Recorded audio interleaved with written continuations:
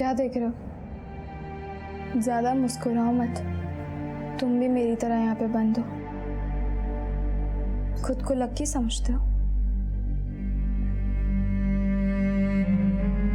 क्यों घूर रहे हो? क्यों घूर रहे हो? मेरा मना क्यों ना मत घूरो? बोल, लड़के अच्छे नहीं होते, लड़के अच्छे नहीं होते। टच मी नॉट करेगा।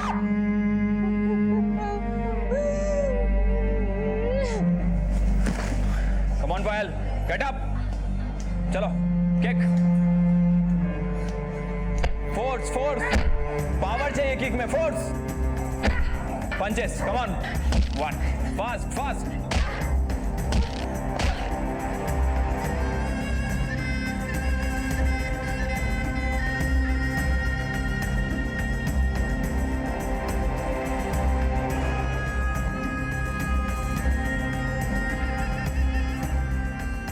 मैं 3 घंटे में वापस आता हूँ, अपना ध्यान रखना।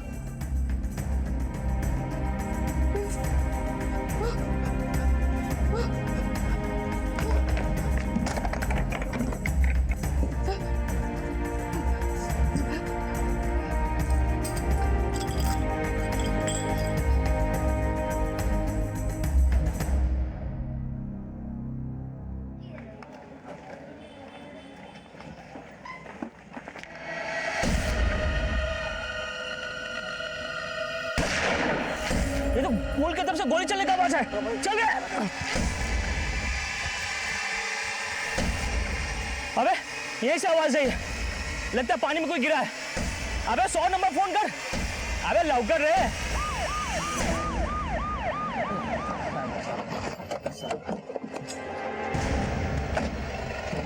शायद मैंने फोन करवाया था, इधर से गोली चलने की आवाज आई थी। सारा एरिया स्कैन करो।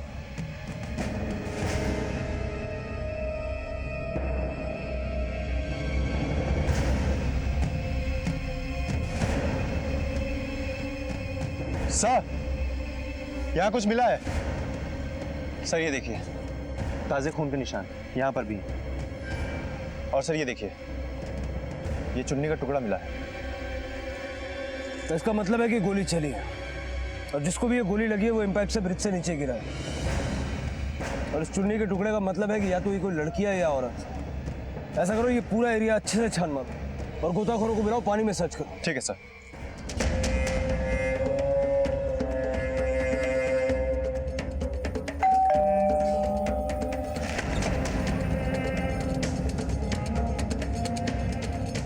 टैमी, अच्छा अंदर आओ। सर, गोताखोरों ने बहुत कोशिश की, ना ही विक्टिम की बॉडी मिली, ना ही कोई क्लू। लगता है बॉडी नाले में बहकर दूर चली गई। आसपास के पुलिस स्टेशन में पता किया कोई मिसिंग कंप्लेंट? नहीं सर, कोई मिसिंग कंप्लेंट नहीं है, और ना ही विक्टिम के बारे में कोई जानकारी। लेकिन सर, अंधेरे में तीर चलाने जैसा एक आइडिया है। बोलो। सर, जब मैं आसपास के इलाकों में देख रहा था तो वर्किंग वुमेन्स हॉस्टल नजर आया। वहां पर पूछताछ करें, क्योंकि अगर लड़की फैमिली वाली होती तो अब तक मिसिंग कंप्लेंट आ जाती। चलो देखते हैं कितनी लड़कियां हैं हॉस्टल में। 47। कोई ऐसी लड़की है जो कल रात से गायब हो? हाँ सर, पायल नाम की एक लड़की है जो कल रात से वापस नहीं आई। पायल का रूम नंबर 104।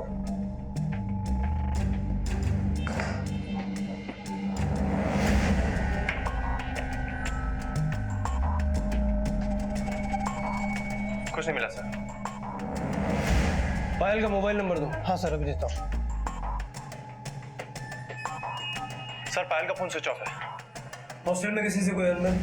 सर, वो कमरे में जाती थी तो दूसरे दिन ऑफिस के लिए बाहर निकलती थी। फिर झगड़ा कैसे होगा किसी के साथ? रिंग भी टाइम पर देती थी। पायल के कॉल रिकॉर्ड्स निकलवाओ। यस। उसके ऑफिस का एड्रेस चाहिए हमें। ठीक है। ये थैंक यू मम्मी। अरे आराम से खाओ बेटा, आराम से खाओ।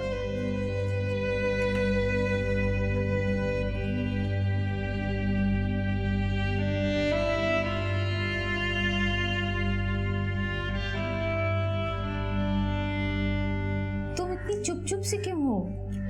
और पीयूष क्यों नहीं आया तुम्हें छोड़ने? टूर पे गए। टूर पे? कुछ बताया भी नहीं।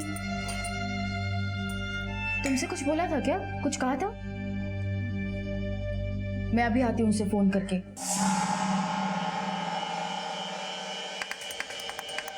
अरे फोन भी स्विच ऑफ है।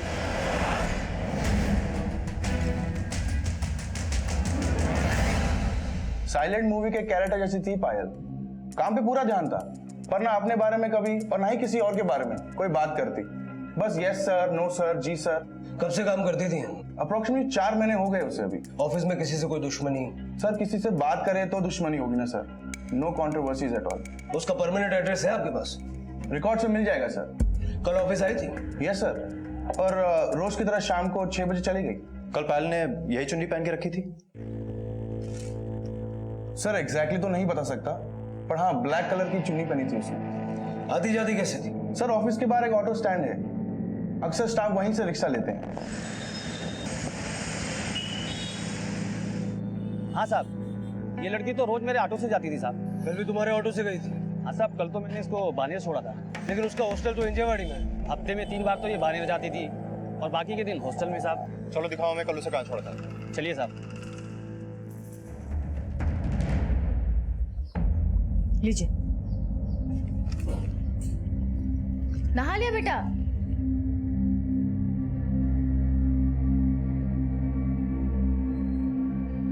बाल गीले अभी तुम्हारे, अंदर टॉवल नहीं मिला तुमको? पोंछ लो अच्छे से। ये पीयूष कैसे कपड़े दिलाता है टैमी को, अजीब नहीं लगता? अरे हमें क्या करना, जो पहनना पहने, ना पहनना ना पहने। अरे ये क्या बात हुई? भांजी है हमारी, साथ में रह रही है, जो मुंह में आया बोल दिया, नहीं पहनना है ना पहने। अब भी ना।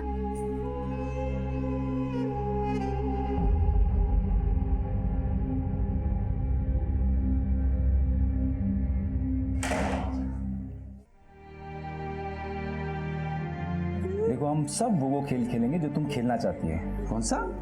Touch me and touch me not. लड़के गंदे होते हैं, चालाक होते हैं, वो लड़कियों का फायदा उठाते हैं।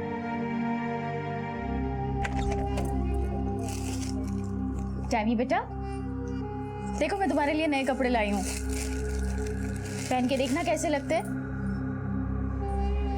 और नए ला दूंगी, और आगे से तुम ऐसे ही कपड़े पहनना, समझे?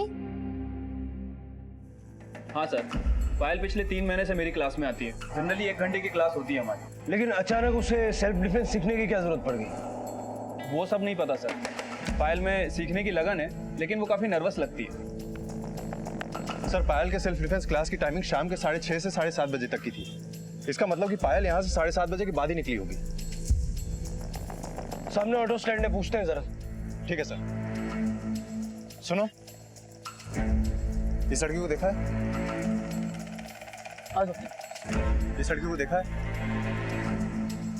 हाँ साहब, कल मैंने इसको छोड़ा था, हिंजौड़ी नाले के पास जो पुलिया है ना, उधर।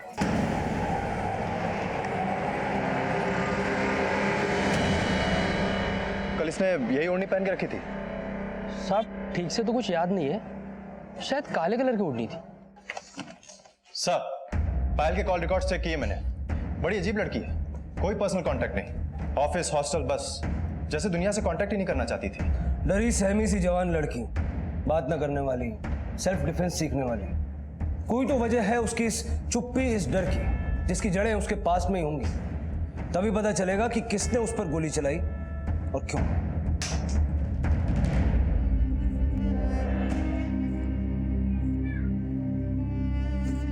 अरे अर्चना, अरे इस महीने का बिजली का बिल कहाँ है? अरे वही होगा आपके टेबल पे। अरे मेरे टेबल पे नहीं, तभी तो पूछ रहा हूँ। तो ड्रॉअर में होगा, देख लीजिए ना अच्छे से। अरे वाह बेटा, बड़ी प्यारी लग रही है इस ड्रेस में। पर मुझे आदत नहीं है ऐसे कपड़ों की। वो पीयूष कभी ऐसे कपड़े लाते ही नहीं थे।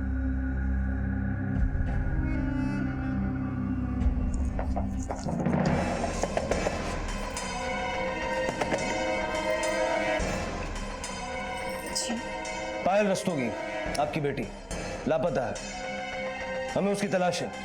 इन दिनों कुछ बात हुई आप लोगों की उससे? कहा था मैंने आपसे, मेरी कोई सुनी तब ना। लगता है कोई नई मुसीबत आ पड़ी है हमारी बच्ची पर। नई मुसीबत मतलब? देखिए, चुप रहने से कुछ हासिल नहीं होगा। इससे पहले क्या मुसीबत आई थी? मैं अब चुप नहीं रहूंगी। मैं बताती हूँ आपको। पिछले साल दिसंबर महीने के एक दिन आ रही हूँ।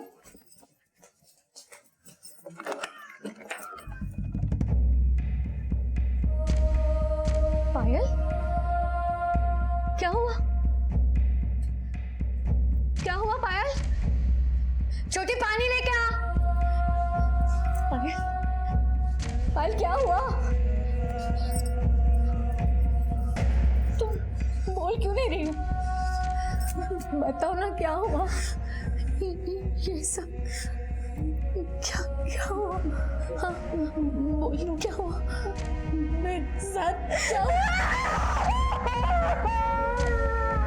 रंजीत कालिया नाम था उसका। उसने हमारे बच्चे के साथ मेरी बच्ची टूट चुकी थी, फिर भी लड़ने की जिद थी उसमें। उसने कहा, माँ मुझे पुलिस में कंप्लेंट करानी है। अरे दिमाग खराब है क्या तेरा? हैं? पूरी दुनिया के सामने ढोल बजाएगी क्या? पर आप तू चुप रहे और रिपोर्ट लिखाने की कोई जरूरत नहीं है। अरे उसने तो अभी हाथ पे झूठी लिखा है। पुलिस के पास जाके क्या सबको बताना चाहती है? बहुत गहरा सदमा था मेरी बच्ची के लिए। अब क्या करते साहब, वो गुंडा मवाली था, हमारी एक बेटी और थी। लेकिन पायल भी तो हमारी बच्ची थी ना।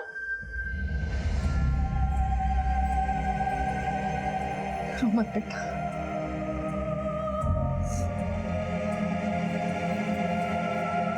क्या हो रहा है ये? हैं? क्यों रो रही है? जब उसके साथ मुंह काला किया तब नहीं सोचा?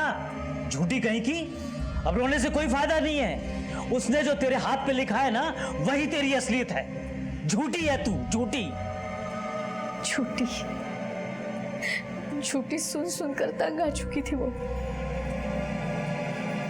मैं लाख चाहती थी कि उसका साथ दूं, पर उसका घर ही उसका बैरी बन चुका था। उसने कहा, माँ मैं इस घर में नहीं रहना चाहती। लास्ट 10 दिन किसी से बात तक नहीं की उसने। वैसे चुप रहने वालों में से नहीं थी। घर से चली गई, उसके बाद उसने फोन तक नहीं किया।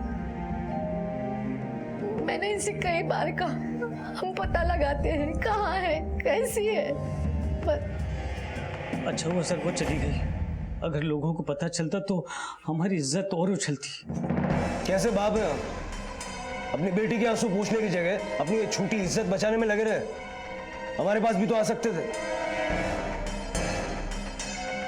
सर आपने सही कहा था, पायल के खून का राज उसके अतीत में ही छुपा है।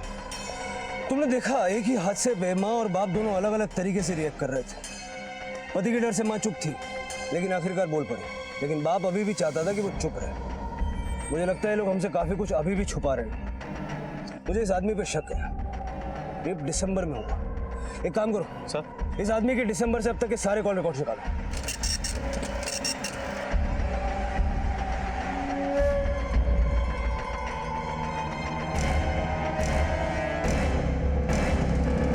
उठाओ पायल के बाप को।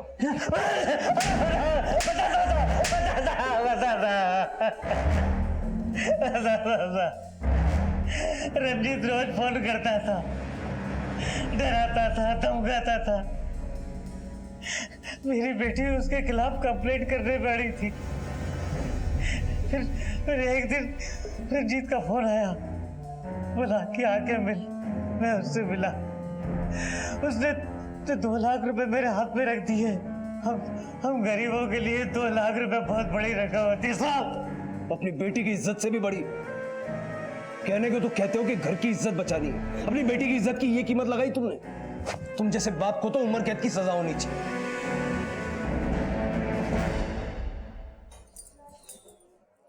दिन में लाइट क्यों जला के रखा हुआ है?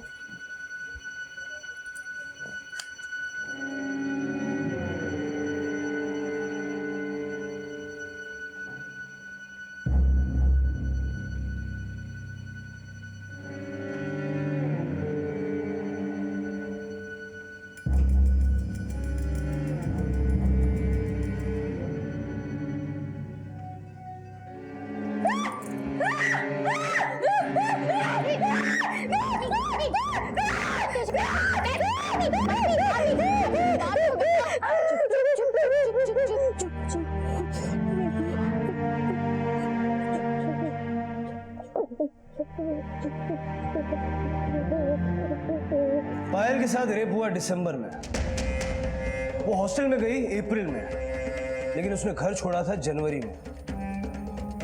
पता करो जनवरी से मार्च के दौरान वो कहाँ रह रही थी और क्या कर रही थी। ठीक है सर।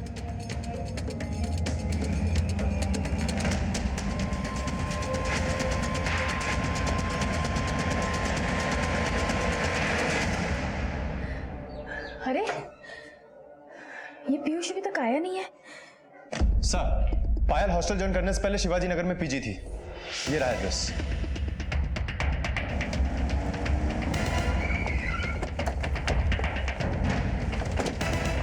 सतीश जी, हो मिस। पायल रस्तोगी यहीं रहती थी जनवरी से मार्च के बीच? जी हाँ, पायल रस्तोगी यहीं रहती थी। पर साहब हुआ क्या? अरे सर, वो एक नंबर की झूठी थी, पैसे चुरा के भाग गई। चोरी की थी उसने? जी हाँ, मैंने उसे पकड़ लिया था रेड हैंड, टेबल से पैसे उठाते वक्त। साहब, ऐसे लड़की को कौन रखेगा घर पे? कब निकाला आपने उसे? वो अप्रैल का पहला हफ्ता होगा। सर, उन दिनों पायल के पास नौकरी नहीं थी, शायद इसीलिए चोरी की होगी उसने। मुझे इन लोगों की बात पे भरोसा नहीं है हमारा। जितना हमने पायल के बारे में सुना है, मुझे नहीं लगता पायल चोरी कर सकती है।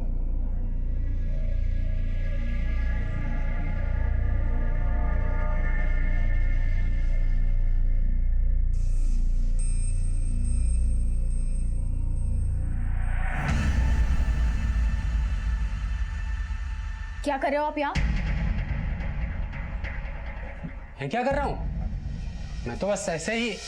मैं तो बस ऐसे ही क्या? हाँ, अंधी नहीं हूँ मैं। 14 साल की बच्ची है वो, भांजी है हमारी, अपनी बेटी जैसे। और आप तो बस मुझे मारेगी तू? हैं?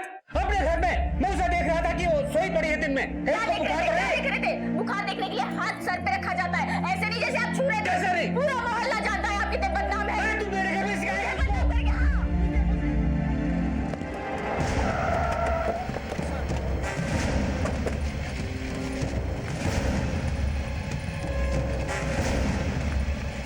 साहब जी, मैं यहाँ ना कच्चा चुन रही थी तो ये औरत की लाश दिखाई दी साहब जी।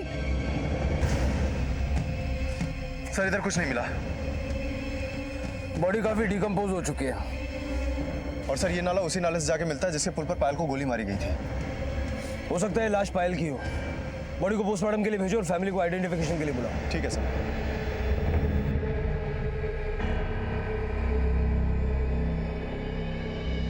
पायल एक ऐसी पीड़ित थी जिसके साथ हुए अत्याचार ने उसे ही कलंकित कर दिया। ना तो अतीत ने उसका पीछा छोड़ा और ना ही जिंदगी ने उसे गले लगाया। लेकिन उसके इस दर्दनाक अंत का जिम्मेदार कौन था? उसकी हत्या किसने और क्यों की? और टैमी की इस मनोदशा का जिम्मेदार कौन था? क्या टैमी की कहानी का अंत भी पायल जैसा ही था? क्यों वो एक ही शब्द झूठी को बार बार अपने हाथ पर कुरेदती रहती थी?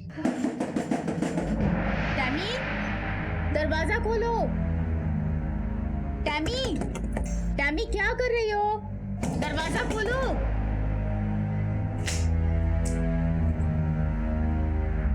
इतनी देर क्यों लगा दी? सब ठीक तो है? बाहर आओ। हाथ खोलो। टैमी, ये क्या? ये तुमने किया? आई एम सॉरी मामी जी, मेरी वजह से मामा जी और आपका झगड़ा हुआ, पर अब से मैं अच्छी बच्ची बन के रहूंगी।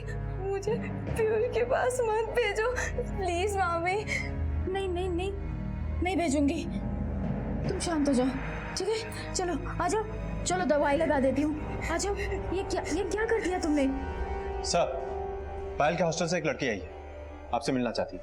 सर, 1-1.5 महीने पहले एक इंसिडेंट हुआ था। क्या हुआ? सर, पायल से एक औरत झगड़ रही थी, उसने पायल को धक्का भी दिया। सर, मैं बीच में आकर खड़ी हो गई और मैंने बोला सिक्योरिटी गार्ड को बुलाऊं क्या?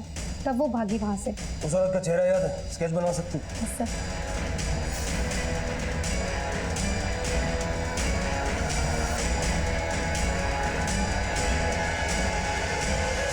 सर, ये है वो औरत। अरे सर, वो एक नंबर की झूठी थी, पैसे चुरा के भाग गई। आप पायल के हॉस्टल गई थी, झगड़ा हुआ, इस बात का गवाह है हमारे पास, वो लड़की जिसने आपको पहचान लिया है। हाँ सर, गई थी भाड़ा लेने। अब आखिरी महीना था, निकाल दिया तो भाड़ा नहीं देगी क्या सर वो? लेकिन वो जिस हॉस्टल में रहती है उसकी वार्डन का कहना है कि वो टाइम पे किराया देती है। नौकरी लग गई है ना सर, और वो हॉस्टल है। यहाँ पीजी में लड़कियां क्या क्या करती है आपको पता नहीं है। 10 साल से लड़की आती जाती रही है यहाँ, सब जानते हैं हम। टैमी, बस कुछ ही दिनों की बात है, तुम परेशान मत होना। हाँ बेटा, अपनी मामी को एक बात बताओगी? किसने तुम्हें झूठी बोल दिया था? तुम ब्लेड से अपने हाथ पे लिख रही थी। बेटा मैं तुम्हारी मदद कर दूंगी, बोलो तो। कोई बात नहीं, आज मत बताना, मैं तुमसे मिलती रहूंगी। पता नहीं क्यों डर सा लग रहा था। तुम्हारे मामा जी ने जो तुम्हारे साथ करने की कोशिश की, उसके लिए मैं माफी चाहती हूँ। लेकिन एक बात याद रखना, आज के बाद तुम्हारे हर सुख दुख में मैं तुम्हारा साथ दूंगी। मेरा बच्चा।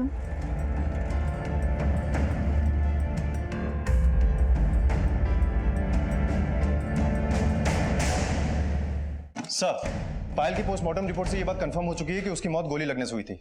उसकी बॉडी पे कोई सेक्सुअल असॉल्ट के निशान नहीं, और सर गोली दूर से चलाई गई थी। 12 तारीख को रात करीब 8:30 से 9 बजे के बीच में। बैलिस्टिक रिपोर्ट्स क्या कहती हैं? सर गोली 8 mm के पिस्टल से चलाई गई थी और कोई क्लू नहीं मिला सर। मर्डर वेपन मिला?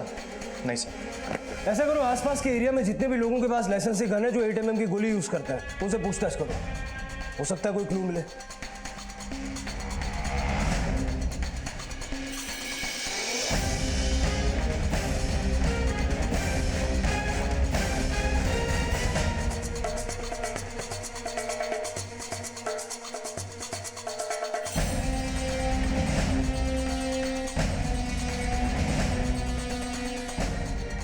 सर, इस एरिया में 7 लोग ऐसे हैं जो 8 mm की गोली वाली पिस्टल यूज करते हैं, लेकिन उनमें से 6 का कहना है कि उन्होंने जब से पिस्टल लिया तब से उसको इस्तेमाल ही नहीं किया। लेकिन एक आदमी ऐसा है जिसका फोन ही नहीं लग रहा है। वो कौन है? पीयूष साहनी सर, ये रहा उसका एड्रेस।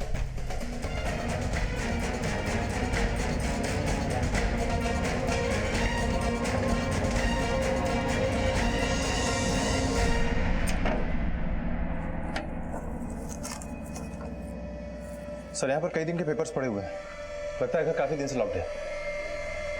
ताला तोड़ो, सब जगह देखो।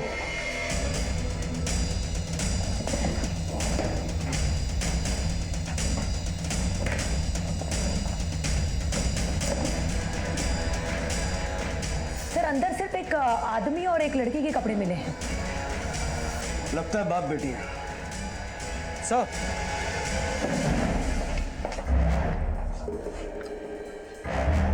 8 mm की गोली और ये होस्टर, लगता है ये वही है जिसकी हमें तलाश है। इसके बारे में और पूछताछ करनी पड़ेगी। साहब एकदम नमूने लोग थे ना, उनके घर में कोई आता था ना किसी से बातचीत होती थी। आदमी काम पे जाता था, काम से वापस आता था, और एक बार घर के अंदर गया ना तो दरवाजा बंद। सिर्फ बाप बेटी थे और कोई भी रहता था साथ में? साहब वो तो मुझे मालूम नहीं है बाप बेटी थी या क्या, लेकिन कुछ महीने पहले यहाँ रहने आए थे। और 12 तारीख से तो रूम बंद है, कोई आया भी नहीं यहाँ। लेकिन कल एक औरत आई थी पूछताछ करने के लिए। उसका नाम तो मुझे पता नहीं है, लेकिन हाँ मैंने उसके गाड़ी का नंबर रजिस्टर में नोट करके रखा है। ले क्या?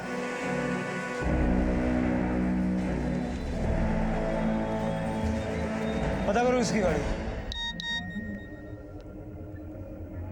सर गाड़ी जिसकी थी उसका पता चल गया है, राजनगर एरिया का एड्रेस है।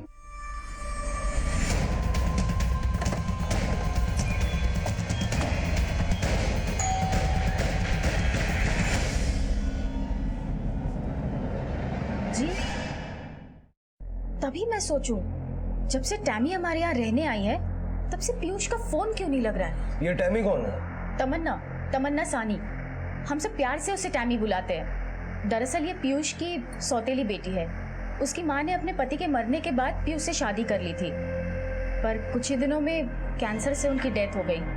तभी से ये टैमी पीयूष के साथ रहती है। काम क्या करता है ये पीयूष? लड़कियों के हॉस्टल में कैटरिंग का काम है उसका। क्या नाम है हॉस्टल? अपेक्षा हॉस्टल। अपेक्षा हॉस्टल, वहीं की लड़की पायल का मर्डर हुआ है कहाँ ये पीयूष? मुझे नहीं पता। उसकी बेटी? उसे तो मैं हॉस्टल छोड़ के आई हूँ। कौन सा हॉस्टल? अमर ऐसा करो, अपेक्षा हॉस्टल जाओ और पता करो 12 तारीख को पीयूष वहाँ आया था या नहीं, और अगर आया था तो कितने बजे। तब तक मैं टैमी के हॉस्टल जाके पूछताछ करता हूँ। ठीक है सर।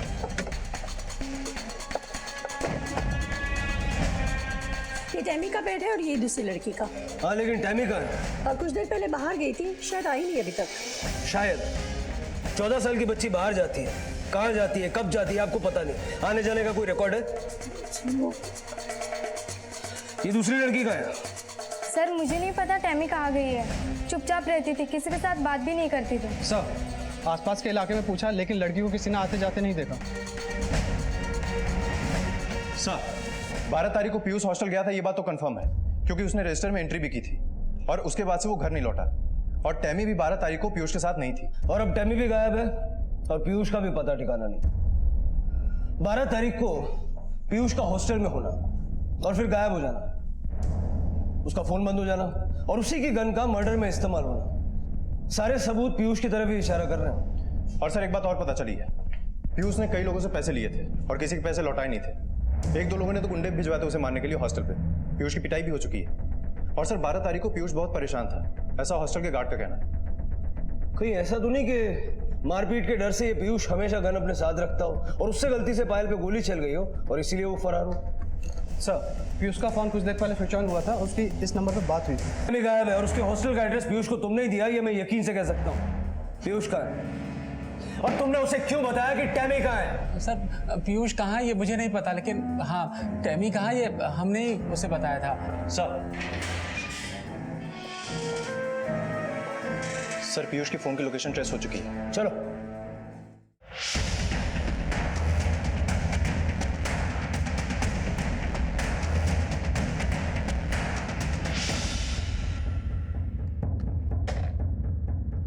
Good girl.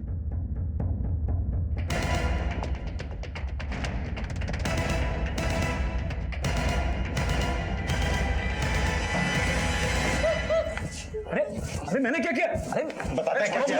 मैं छोड़ो मुझे। पायल के साथ तेरा क्या कनेक्शन है?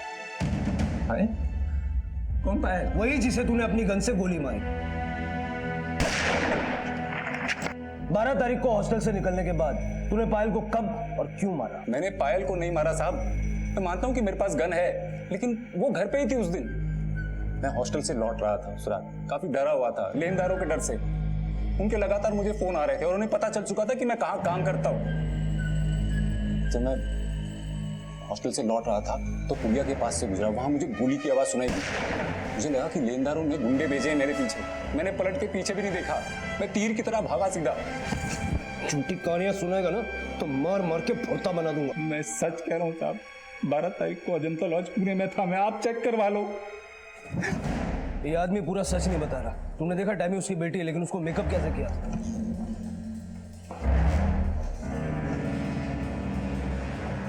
सर एक शब्द नहीं बोल रही है, बहुत डरी हुई है।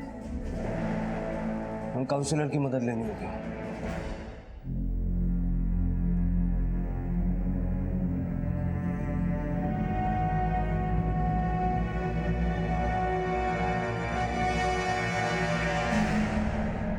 टैमी मारना चाहती थी अपने सौतेले पिता को। क्यों? एक्चुअली पीयूष मानसिक तौर पर विकृत है, वो बहुत बुरी तरह से अब्यूज करता था टैमी को।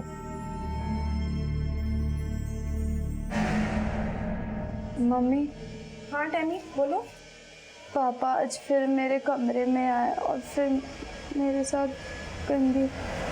बस करो, फिर से वही झूठ। कितनी बार टैमी, पापा है वो तुम्हारे, सौतेले हैं तो तुम उन्हें बार बार झूठ बोलकर मैं तंग आ गई हूँ तुम्हारी इस झूठ से। झूठी हो तुम, एक नंबर की झूठी। और फिर उसकी माँ के मरने के बाद जैसे पीयूष को किसी बात का डर ही नहीं रहा था और इस सब से निजात पाने के लिए उसने अपना ही एक तरीका निकाला था, खुद को फिजिकल पेन देना।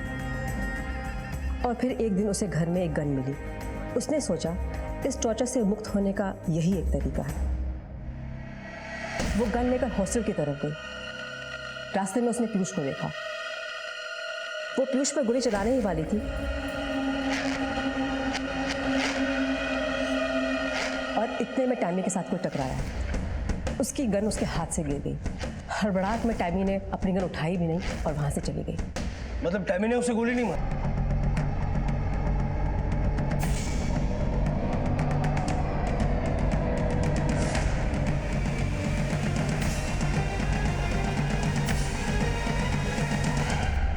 सर ये रही उस लड़के की स्केच जिसने गन चलाई थी। ये तो उस पीजी वाले का बेटा तरुण है। क्यों मारा तूने पायल को?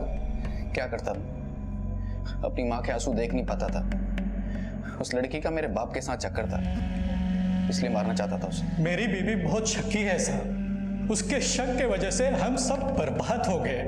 यहाँ तक कि मेरा बेटा मुजरिम बन गया आज। सब मैं कसम खा के कहता हूँ, मेरा पायल के साथ कोई वास्ता नहीं था, कोई संबंध नहीं था साहब। वो तो मेरी बेटी जैसी थी साहब। चाकू लेके निकला था घर से उसे मारने के लिए, और किस्मत तो देखो, एक लड़की मुझसे टकराई और उसकी गन मेरे हाथ लग गई।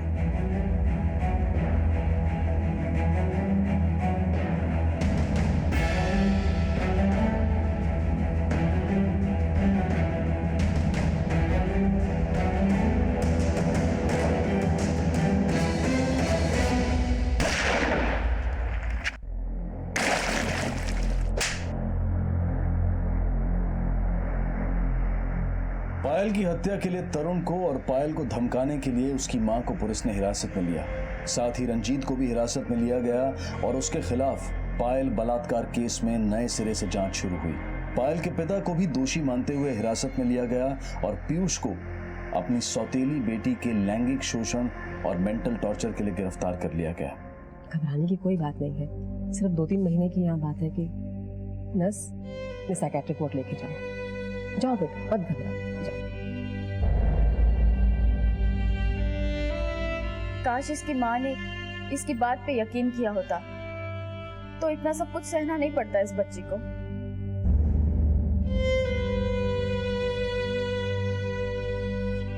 झूठी, इस एक लफ्ज ने, इस एक गाली ने 2 जिंदगियों को तहस नहस कर दिया। पायल और टैमी दोनों ही शारीरिक शोषण और बलात्कार का शिकार थी। दोनों के ही अपनों ने उनकी बात पर यकीन नहीं किया और उन्हें झूठी कहकर चुप करा दिया। हमारे समाज की एक बड़ी कमजोरी यह है कि हम स्वीकार नहीं करते हैं कि हमारे देश में, हमारे अपने घरों में बच्चों का लैंगिक शोषण होता है और करने वाले बेहद करीबी लोग होते हैं। हम ऐसी बातों पर पर्दा डाल देते हैं, ऐसे जीते हैं जैसे हम अति शुद्ध, अति संस्कारी हैं, और हमारे इस ढोंग की कीमत चुकाते हैं हमारे बच्चे और औरतें। लेकिन कभी ना कभी तो हमें अपने संस्कारों पर, अपने चुप रहने की परंपरा पर सवाल खड़े करने होंगे। ये मानना होगा कि रिश्तों की आड़ में औरतों और बच्चों के साथ बहुत अत्याचार होते हैं और वो अपने दर्द को अपनों से कह भी नहीं पाते। क्राइम पेट्रोल के माध्यम से आप सबसे मेरी हाथ जोड़कर ये प्रार्थना है कि अगर आपकी नजर में कभी भी कोई भी ऐसा घिनौना अपराध आए तो चुप ना बैठें, क्योंकि गुस्सा कभी कभी बहुत जरूरी होता है। इसी विचार के साथ अब मैं अनूप सोनी आपसे विदा लेता हूं। फिर मुलाकात होगी अगले एपिसोड में एक और चौंका देने वाले केस के साथ। तब तक अपना और अपने परिवार का ख्याल रखें और देखते रहें क्राइम पेट्रोल डायल 100। सबक एक को सीख हम सबको। जय हिंद।